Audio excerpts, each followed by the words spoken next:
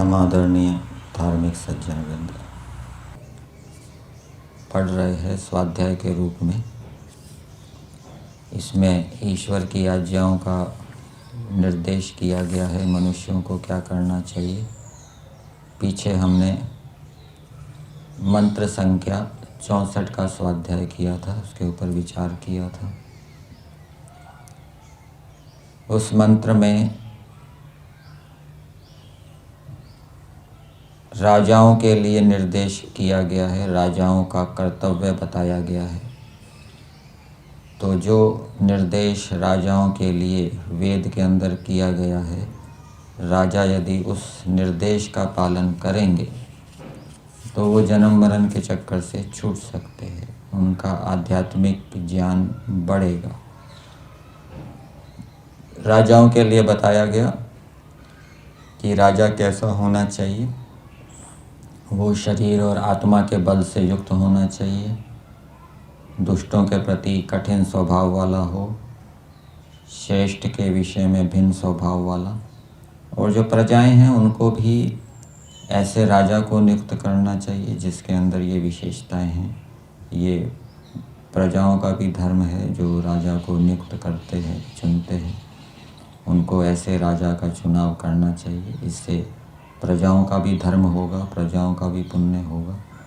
और राजा के विषय में बताया, वो उत्तम सभ्यों से युक्त धर्मात्मा हुआ, न्याय और विनय से राज्य की रक्षा करे। तो राजा इन आज्ञाओं का पालन करेगा, न्याय से प्रजा की रक्षा करेगा, उनको बढ़ाएगा, तो वो अपने आध्यात्मिक ज्ञान को बढ़ाएगा। आध्यात्मिक ज्ञान को बढ़ाने से फिर वो अपने लक्ष्य की ओर बढ़ता जाएगा। आज मंत्र संख्या 65 के ऊपर विचार करते हैं। मंत्र है, आ तू न इंद्र वृत्रहन अस्माकं अर्धम आगहि महान महीभिः ऊतिभिः। राजधर्म का ही विषय चल रहा है इस मंत्र के अंदर। भावार्थ में दिया है, हे राजन, जैसे आप हमारे रक्षक और वर्धक हैं, तो राजा के लिए कर्तव्य का निर्देश किया गया है कि राजा का ये कर्तव्य है कि वो प्रजाओं की रक्षा करे, दुखों से, रोगों से, अज्ञान से उनकी रक्षा करे, उनके अंदर ज्ञान का प्रचार प्रसार करे, रोगों की निवृत्ति के लिए अनेक प्रकार के औषधालय आदि खोले, और इसी प्रकार से दुखों से, दूसरे मनुष्यों से, चोर डाकुओं से रक्षा के लिए वो सुरक्षा कर्मियों को नियुक्त करे, और वो प्रजाओं को बढ़ाए भी। प्रजाएं अच्छे अच्छे गुण कर्म स्वभावों से बढ़े, प्रजा का बल बढ़े, प्रजा की विद्या बढ़े, प्रजा के अंदर और अच्छे अच्छे गुण बढ़े, धन संपत्ति बढ़े, ऐसा राजा को प्रयास करना चाहिए। वैसे हम लोग भी आपको बढ़ावें।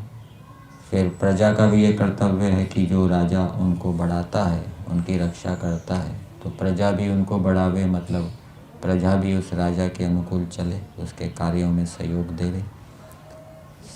सब हम लोग प्रीति से मिलके दुष्टों को निवृत्त करके श्रेष्ठों का पालन, श्रेष्ठों को धनाढ्य करें।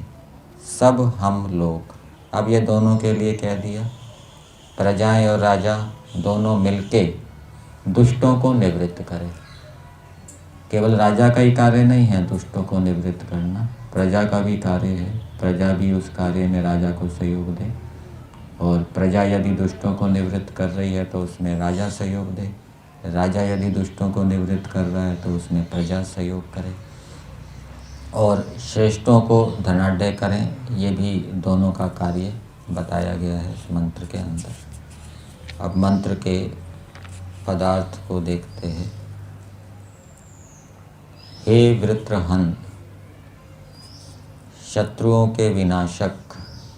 शत्रु जो वेद विरोधी हैं, धर्म के विरुद्ध चलने वाले हैं, अधर्म का आचरण करने वाले हैं उनका विनाश करने वाला राजा होना चाहिए। इंद्र उत्तम ऐश्वर्य वाले राजन, और राजा को उत्तम ऐश्वर्य वाला होना चाहिए। ऐसे राजा को संबोधित करते हुए कहा जा रहा है, आप अस्माकम, हम लोगों की अर्धम वृद्धि उन्नति को आ गई अच्छे प्रकार प्राप्त होजिए। ये अर्धम शब्द ऋधु धातु से बनेगा, ऋधु वृद्धौ धातु है, उससे ये अर्धम शब्द बन जाएगा। तो राजन को कहा जा रहा है कि आप हम लोगों की उन्नति को अच्छी प्रकार प्राप्त होजिए, अर्थात आप हमारी अच्छी प्रकार से उन्नति कीजिए। हमारी शारीरिक उन्नति भी हो, आत्मिक उन्नति भी हो, विद्या भी बढ़े और भी अच्छे अच्छे हम गुण कर्म स्वभावों में हमारी उन्नति हो और धन ऐश्वर्य में भी हमारी उन्नति हो, ऐसा प्रजाएं राजा को कह रही है। तो राजा को सब प्रकार से अपनी प्रजाओं को बढ़ाना चाहिए। और महान अत्यंत पूजनीय हुए मही भी बड़ी ऊती भी रक्षा आदि क्रियाओं से हमको तू आदधनत शीघ्र अच्छे प्रकार से पुष्ट कीजिए। यहाँ पर दधनत जो पद है ये पिछले मंत्र से अनुवृत्ति के रूप में लाया गया है। पीछे भी ये दधनत शब्द आया था, वहाँ पर वो जननी उसका करता था, राजा की जो माता है वो उसको पुष्ट करती रही। यहाँ पर दधनत लिया है कि राजा इन प्रजाओं को क्या है अच्छी प्रकार से शीघ्र अच्छी प्रकार से पुष्ट करे, ये राजा का कर्तव्य इस मंत्र में बताया है।